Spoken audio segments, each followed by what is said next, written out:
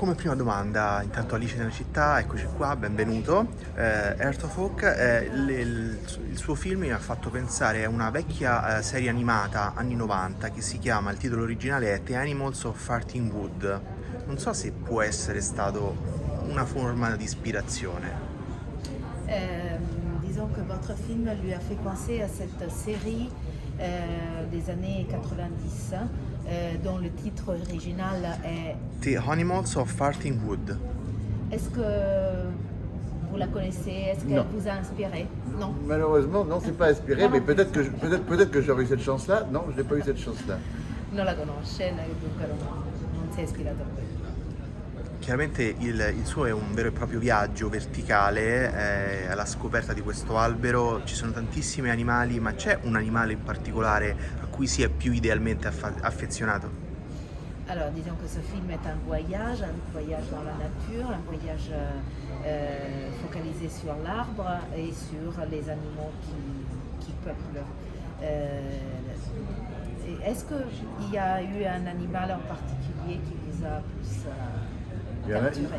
Il y en a un qui a été absolument extraordinaire, c'est l'écureuil, parce que c'était lui le grand patron de l'arbre, c'était le boss.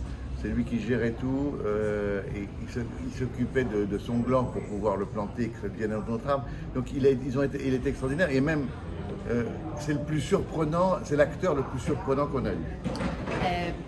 Senz'altro è stato lo scoiattolo, l'animale diciamo protagonista e anche il boss, cioè è lui che gestisce tutta la vita dell'albero, anche delle ghiande per poter riseminare la ghianda, insomma per me è stato questo.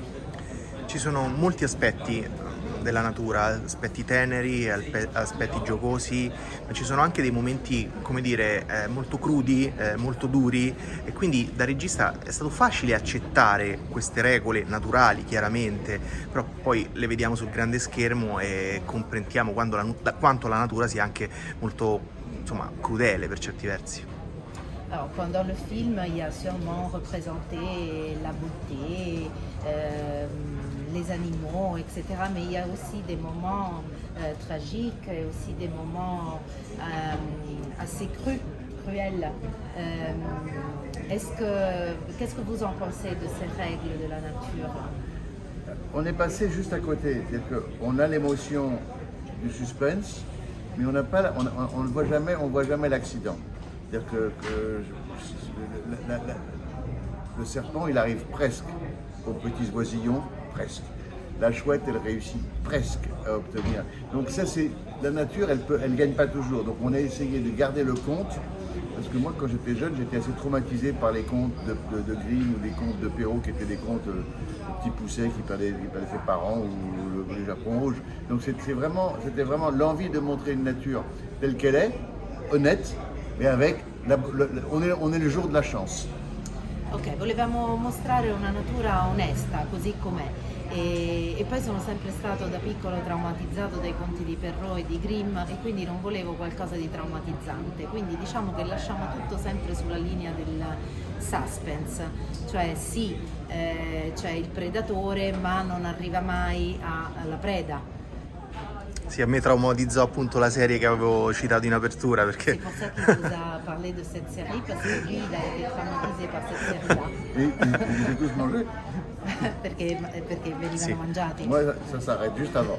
venivano mangiati, ma poi c'era anche il fattore umano, no? Che arrivava col cemento, con l'asfalto, e quindi... Il y avait aussi cet aspect, pas seulement du prédateur, mais aussi l'aspect humain en plus. L'homme qui intervenait sur la nature de façon assez violente. Là, il n'y a aucune intervention. No.